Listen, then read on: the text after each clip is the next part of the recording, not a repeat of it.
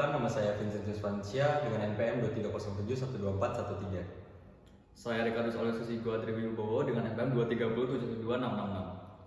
Saya Pedro Ralitama dengan NPM 2307 12427. Perkenalkan, saya Felicia Brili dengan NPM 2307 12430. Silakan menikmati video presentasi dari kami. Nah, halo semuanya, pada kesempatan kali ini kami akan mencoba untuk menjelaskan guided CNN, di mana sebelumnya kita harus memulai dengan mendownload library TensorFlow terlebih dahulu. Lalu sekarang kita akan mencoba untuk memakai dua codingan.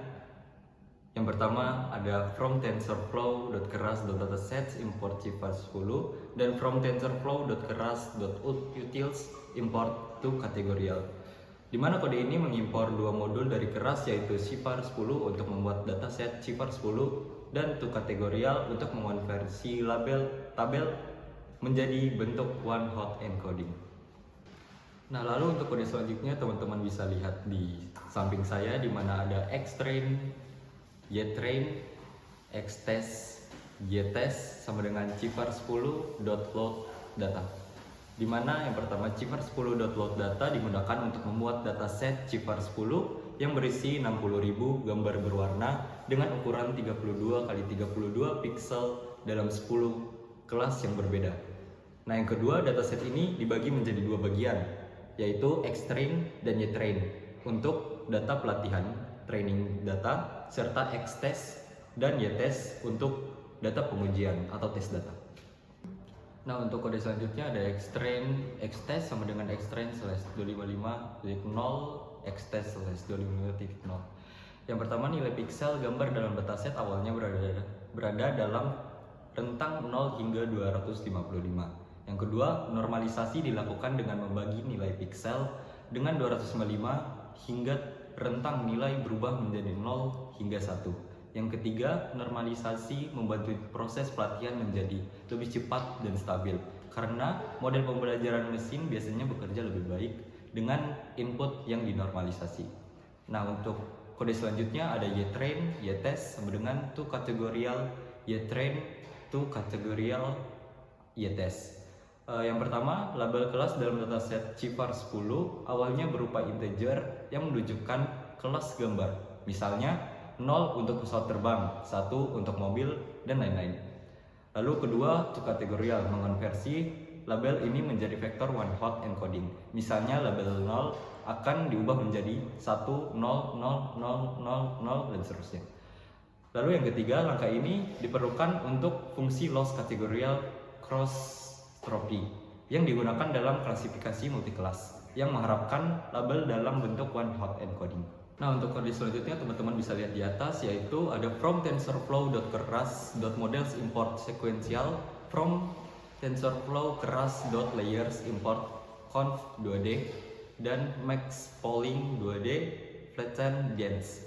Kode ini mengimpor pustaka yang diperlukan untuk membangun model CNN sekuensial untuk inisialisasi model berurutan dan berbagai lapisan atau layer seperti conv 2D, max polling 2D, flatten, dan dense. Selanjutnya adalah codingan pada model sama dengan sekuensial yang digunakan untuk membuat model sekuensial yang berarti lapisan akan ditambahkan secara bertahap.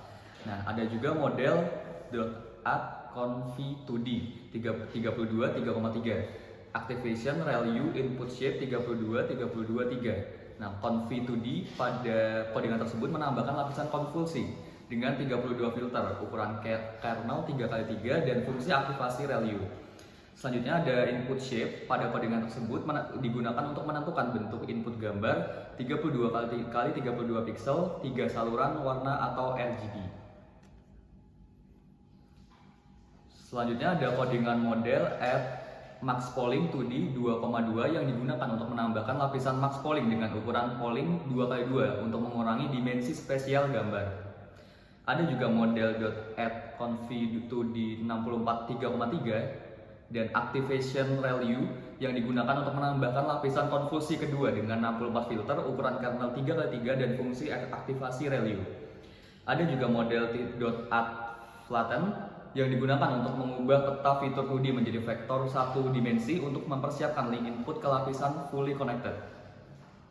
Selanjutnya ada codingan compile optimizer Adam, loss categorical crossend, matriks akurasi, yang dimana optimizer Adam pada codingan ini adalah algoritma optimasi yang menggabungkan kelebihan dari dua metode, yaitu momentum dan RMS probe untuk memperbarui bobot secara adaptif. Hal ini membuat proses pelatihan lebih efisien dan biasanya memberikan hasil yang lebih baik pada banyak tugas. Selanjutnya, loss categorical cross entropy pada codingan tersebut adalah fungsi loss yang digunakan untuk masalah klasifikasi multikelas. Hal ini menghitung kerugian antara label yang diharapkan atau aktual dan prediksi model, dan berfungsi untuk memandu proses pelatihan dalam meminimalkan kesalahan. Oke, selanjutnya ada metrik akurasi. Akurasi digunakan sebagai metrik evaluasi untuk mengukur seberapa akurat prediksi model dibandingkan dengan label yang benar. Ini memberikan gambar tentang kinerja model selama proses pelatihan dan pengujian. Selanjutnya ada codingan history sama dengan model.fit buka kurung xtrain, ytrain, epoch sama dengan 10, validation split sama dengan 0,2 tutup kurung. Nah, di sini saya akan menjelaskan codingan tersebut. History model.fit buka kurung xtrain, ytrain, di sini xtrain adalah data pelatihan yang berupa gambar JVAR 10 yang sudah dinormalisasi. Lalu lanjutnya ytrain. Di sini ytrain adalah label pelatihan yang sudah diubah menjadi one hot encoding. Lalu epoch 10 itu menentukan jumlah epoch atau putaran pelatihan. Model akan dilatih sebanyak 10 kali melalui seluruh dataset pelatihan. Selanjutnya validation split 0,2. Di sini penentuan 0,2 ini artinya kita menggunakan 20% dari data pelatihan untuk validasi. Data ini tidak akan digunakan untuk melatih model, tetapi untuk mengevaluasi kinerja model selama proses pelatihan. Oke, selanjutnya di sini ada codingan test loss, test edge, dan model evaluate. Di sini tutup kurung buka kurung. Di sini ada dalamnya ada x-test, lalu y-test, ada verbose sama dengan 2. Di sini kita ngeprint akurasi pada data uji sama dengan tes ACC. Di sini tes loss, tes ACC. Di sini model.evaluate dalam kurung buka kurung, x-test, y-test, verbose sama dengan 2. Di sini saya akan menjelaskan dari codingan tersebut. Di sini ada model evaluate, x-test, dan y-test, verbose sama dengan 2. Di sini fungsi ini digunakan untuk mengevaluasi kinerja model pada data pengujian. Lalu ada x-test. Di sini data pengujian berupa gambar yang sudah dinormalisasi. Lalu ada y-test. Di sini ada label pengujian yang sudah diubah menjadi one hot encoding. Di sini selanjutnya ada verbose 2. Di sini tingkat keluaran verbosity saat evaluasi verbose sama dengan 2 berarti akan menampilkan satu baris keluaran per evaluasi. Selanjutnya hasil dari fungsi ini adalah dua nilai, yaitu test loss. Test loss ini nilai fungsi loss pada data pengujian. Lalu ada test edge. Di sini akurasi model pada data pengujian. Selanjutnya di sini ada prediction sama dengan model.predict, di mana di dalamnya ada x-test. Lalu kita mengeprint prediction ke indeks ke pertama. Lalu di sini saya akan menjelaskan kode tersebut. Di sini model.predict, mana di dalamnya x-test, yaitu fungsi ini digunakan untuk membuat prediksi pada data pengujian. Lalu untuk yang x-test, di sini adalah data pengujian yang sudah dinormalisasi. Lalu lanjut yang di sini untuk yang print prediksi yang ke indeks pertama. Di situ indeks yang pertama ini mengakses prediksi untuk gambar uji pertama dalam dataset x-test. Lalu yang kedua, print prediction indeks ke pertama itu mencetak distribusi probabilitas untuk setiap kelas untuk gambar yang diuji pertama ke konsol. Hasil yang dicetak adalah array yang menunjukkan probabilitas gambar tersebut termasuk dalam setiap kelas. Dalam codingan berikut ada import matplotlib.pyplot splt untuk mengimpor pustaka matplotlib, khususnya modul pyplot yang digunakan untuk membuat grafik dan visualisasi data. Kemudian yang kedua ada plt.figure, di mana dalamnya ada fixed size sama dengan 12,4, itu digunakan untuk membuat kanvas dengan ukuran 12 x 4 inch untuk menampilkan grafik, dan ukuran kanvas ini mengatur dimensi area di mana grafik akan digambar. Kemudian selanjutnya ada plt.subplot, di mana dalamnya ada angka 121, itu digunakan untuk membuat subplot pertama dalam susunan 1 baris dan 2 kolom. Subplot ini akan digunakan untuk menampilkan grafik akurasi. Selanjutnya ada plt.plot, di mana dalamnya ada history array akurasi dalamnya. Ini untuk mengambil nilai akurasi pelatihan dari objek histori yang dihasilkan selama pelatihan model dan menampilkannya pada grafik. Selanjutnya ada plt.plot, di mana dalamnya ada history file akurasi, di mana ini digunakan untuk mengambil nilai akurasi validasi dari objek histori dan menampilkannya pada grafik. Selanjutnya ada plt.title, di mana dalamnya itu ada akurasi model yang akan digunakan untuk memberikan judul pada grafik. Kemudian ada plt.ylabel, di mana dalamnya ada akurasi itu untuk memberikan label pada sumbu Y grafik. Kemudian ada plt.xlabel epos, yaitu untuk memberikan label pada sumbu X, di mana epos digunakan untuk satu putaran penuh melalui seluruh dataset selama pelatihan. Selanjutnya ada plt.legend, di mana dalamnya ada pelatihan dan validasi, serta ada log itu upper left. Hal codingan ini digunakan untuk menambahkan legenda pada grafik untuk membedakan antara garis akurasi pelatihan dan garis akurasi validasi. Legenda didapatkan di sudut kiri atas pelatihan. Kemudian untuk menampilkan plot dari nilai loss validation dan pelatihan, yang pertama kita ada codingan plt.subplot 122, di mana ini digunakan untuk susunan satu baris dan dua kolom. Kemudian ada plt.plot history, dan di mana dalamnya ada loss. Ini juga untuk mengambil nilai loss pelatihan dari objek histori yang dihasilkan selama pelatihan model dan menampilkannya pada grafik. Selanjutnya ada plt.plot history, di dalamnya ada file loss, digunakan untuk mengambil nilai loss validasi dari objek histori dan menampilkannya pada grafik. Selanjutnya ada plt.title, di dalamnya ada loss model, yaitu untuk memberikan judul pada grafik. Kemudian ada juga plt.ylabel, sama seperti sebelumnya, di mana dalamnya ini ada loss, itu untuk mengubah nama sumbu grafik Y menjadi loss. Kemudian ada plt.xlabel, di dalamnya ada epoch, ini juga untuk memberikan label pada sumbu X grafik, yaitu epoch. Epoch adalah satu putaran penuh melalui seluruh dataset selama pelatihan. Kemudian di sini juga ada plt.legend, sama seperti sebelumnya. Di sini juga ada plt.show, digunakan untuk menampilkan semua grafik yang telah dibuat pada kanvas. Selanjutnya kita akan masuk ke bagian unguided dari CNN sendiri. Yang pertama kita akan membuat importing libraries dan setting path, di mana bagian ini mempersiapkan lingkungan kerja dengan mengimpor pustaka seperti OS untuk mengelola file. Nah, meskipun tidak langsung digunakan. Dan TensorFlow dan untuk menggunakan model deep learning, modul image generator yang digunakan untuk membaca data gambar serta melakukan augmentasi otomatis. Serta yang terakhir adalah variabel train dir dan validation dir untuk menentukan lokasi di atas dataset untuk pelatihan dan validasi. Selanjutnya ada data augmentation dan normalization, yang dimana pada bagian ini data augmentasi dan normalisasi diterapkan untuk memperkaya dataset dan mempersiapkannya untuk pelatihan. Augmentasi pada data pelatihan menciptakan variasi tambahan seperti rotasi, pergeseran, dan pengembalian gambar yang membantu model lebih tahan terhadap data baru. Sementara itu, data validasi yang hanya dinormalisasikan untuk memastikan hasil evaluasi tetap konsisten dengan kondisi data sebelumnya. Nah, normalisasi sendiri dilakukan dengan membagi nilai piksel gambar dengan 255 sehingga nilainya berada pada rentang 0,0 sampai 1 yang mempercepat konvergensi di saat pelatihan. Selanjutnya bagian data generator training dan validation, yang dimana pada bagian ini menggunakan image data generator untuk menghasilkan batch data gambar yang sudah diproses dari directory. Generator ini memastikan gambar diubah ukurannya menjadi dimensi tetap seperti contoh 150x150 dan memprosesnya dalam batch 32 gambar sekaligus. Data pelatihan dilabeli menggunakan format kategorikal untuk klasifikasi multi-kelas. Proses ini mempermudah manajemen data selama pelatihan model.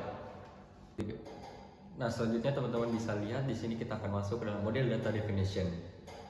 Model jaringan saraf tiruan didefinisikan menggunakan pendekatan sekuensial. Model ini mencakup beberapa lapisan konvolusi untuk ekstraksi fitur polling untuk mengurangi dimensi data dan lapisan fully connected untuk klasifikasi. Dropout digunakan untuk mencegah overfitting. Arsitektur model dirancang untuk memproses gambar berukuran 150x150 dengan 3 channel warna atau RGB dan membuat prediksi berdasarkan jumlah kelas dalam dataset. Nah, teman-teman, selanjutnya teman-teman bisa melihat di sini ada model compilation, di mana bagian ini mengonfigurasi model untuk pelatihan. Optimizer Adam dipilih karena adaptabilitasnya yang baik, sementara loss function kategorial cross entropy cocok untuk masalah klasifikasi multi kelas. Metrik akurasi digunakan untuk memantau performa model selama pelatihan. Dan pada model selanjutnya di sini ada model training. Pada tahap ini, model dilatih menggunakan generator, data pelatihan, dan dievaluasi menggunakan data validasi. Proses pelatihan dilakukan selama 10 epoch. Dengan setiap epoch terdiri dari sejumlah langkah yang sesuai dengan sejumlah batch data.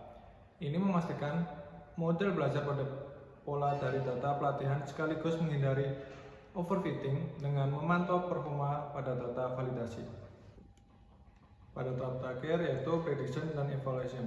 Di sini model memprediksi kelas gambar dari batch data validasi. 3 gambar dengan prediksi unik divisualisasikan, termasuk probabilitas untuk 3 kelas teratas. Proses ini membantu memverifikasi performa model dan memastikan prediksi sesuai dengan data validasi yang diberikan. Pada tahap evaluation and prediction, kita juga akan mendapatkan indeks kelas dengan probabilitas tertinggi dengan np.argmax, di mana dalamnya ada prediction dan indeks. Kemudian kita juga ada nama kelas prediksi, dan kita juga akan menambahkan indeks jika kelas belum dipilih menggunakan selected_indices.append, di dalamnya ada i. Kemudian kita juga akan menandai kelas sebagai yang sudah dipilih dengan cara selected_class.add_predicted_class. Kemudian kita juga akan berhenti jika sesudah memilih 3 gambar, yaitu menggunakan if len, di dalamnya ada selected index sama dengan 3. Selanjutnya dalam tahap ini juga kita ada loop untuk menampilkan gambar terpilih. Kita juga akan menampilkan gambar pada subplot dan mengambilkan gambar. Kita juga ada probabilitas untuk kelas terpilih dan mengurutkan kelas berdasarkan probabilitasnya itu sendiri. Kemudian di sini juga ada kelas prediksi dan kelas asli. Kita juga akan membuat judul dengan kelas asli serta menampilkan 3 prediksi teratas. Kemudian kita akan menampilkan judul di plot serta menghapus sumbu dari plot. Kemudian kita juga akan mengatur tata letak plot agar tidak tumpang tindih serta akan menampilkan plot dengan plt.show. Kemudian teman-teman bisa lihat di sebelah kiri saya ada hasil output dari modul ketiga, modul UGD CNN. Pada guide pengenalan pola, pertama-tama kita akan mengimport CV2 dan kita juga akan mengimport matplotlib.pyplot_splt. Yang pertama, import library-nya CV2 digunakan untuk memuat gambar, mengonversi warna, serta mendeteksi wajah dan menggambar kotak pada gambar. Kemudian, library matplotlib.pyplot itu untuk menampilkan gambar hasil deteksi. Kemudian kita juga akan menampilkan image space sama dengan image.jpg, yang mana kita akan masukkan gambar dan rename menjadi image.jpg. Kemudian ada juga image sama dengan cv2.imread, di dalamnya ada imagepad. Imagepad akan mengambil gambar yang sudah disiapkan dengan satu file dengan format image.jpg tadi. Kemudian cv2.imread akan membaca gambar dari path yang diberikan, yaitu imagepad. Di sini gambar akan dimuat dalam format BGR, blue, green, and red oleh OpenCV. Selanjutnya kita masuk ke bagian coding gray image sama dengan cv2.cvtcolor yang di dalamnya ada img, cv2.color bgr to gray. Nah, codingan ini merupakan konversi gambar ke grayscale, yang dimana gambar grayscale akan meningkatkan efisiensi pelatihan dan membuat model menjadi lebih akurat. Selanjutnya ada model file sama dengan cv2.data.harCascades plus, di mana string itu ada harCascades underscore frontal face underscore default .xml. Selanjutnya ada face underscore classifier sama dengan cv2.cascade class classifier yang di dalamnya ada model file, di mana cv2.data harCascades adalah path bawaan OpenCV untuk menyimpan file model harCascade. Selanjutnya ada Cascade Classifier, merupakan fungsi yang memuat model harCascades yang sudah dilatih untuk mendeteksi wajah secara frontal. Selanjutnya kita akan memakai codingan yaitu faces sama dengan face classifier.detect mode scale, yaitu gray image scale vector sama dengan 1.1, min neighbors sama dengan 5, mini size 40,40, dimana detect mode scale adalah fungsi untuk mendeteksi wajah dot parameter sama dengan scale factor, di mana mengontrol skala ukuran gambar bertahap, yaitu 1.1 sama dengan skala 10% lebih kecil dari setiap iterasi. Lalu untuk code mean neighbors, yaitu jumlah deteksi yang diperlukan untuk menganggap sebuah area sebagai wajah. Untuk mean size adalah ukuran minimum wajah yang akan dideteksi dalam pixel.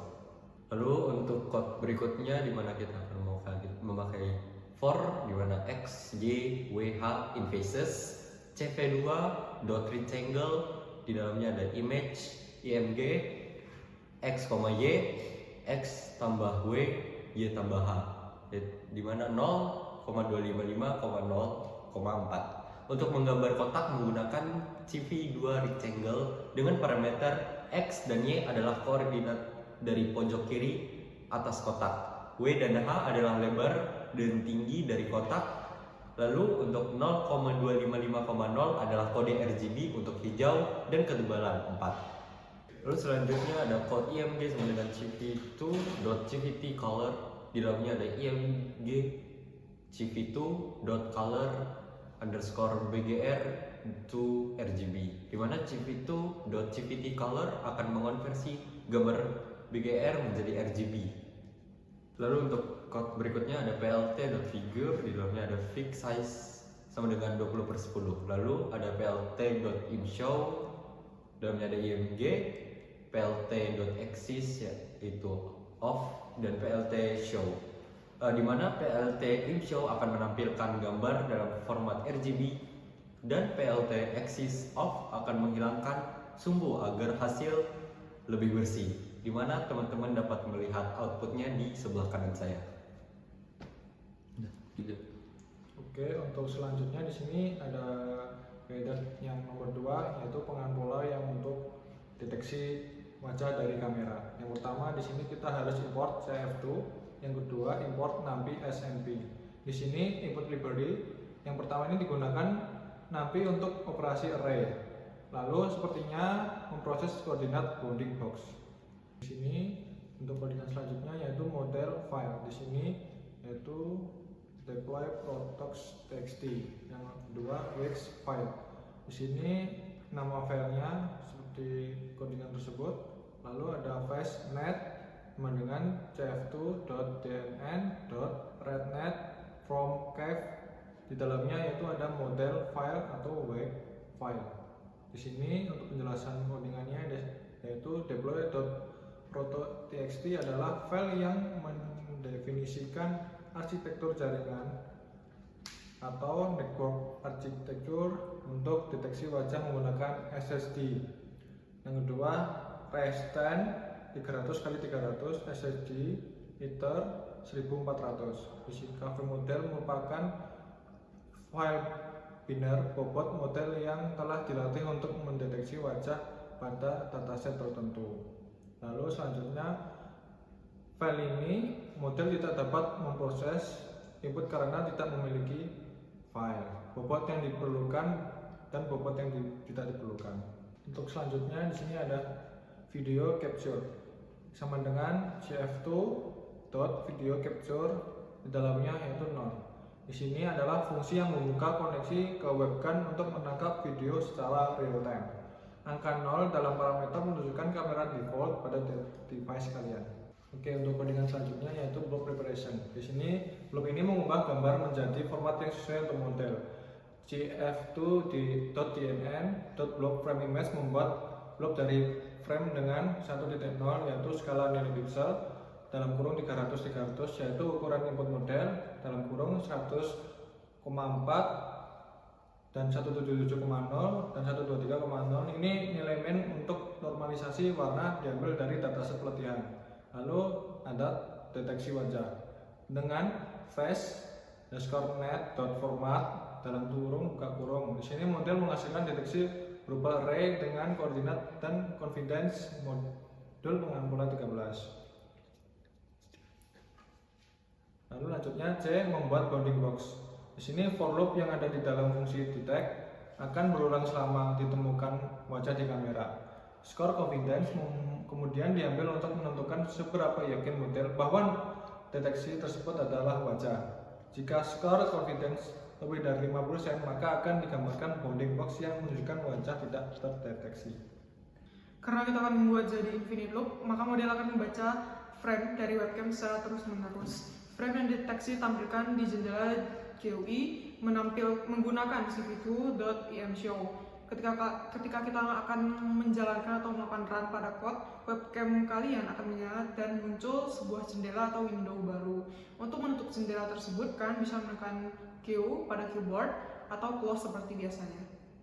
Selanjutnya ada video capture.release dan cv2.destroy all windows. Yang pertama, video_capture.release itu untuk melepaskan kamera yang digunakan, sedangkan untuk cv2.destroy all windows untuk menutup semua jendela OpenCV yang terbuka. Sekian presentasi ketiga modul dari kami. Yang pertama ada modul dan modul guided dan unguided dari CNN, serta ada guided dari pengenalan pola. Sekian dan terima kasih.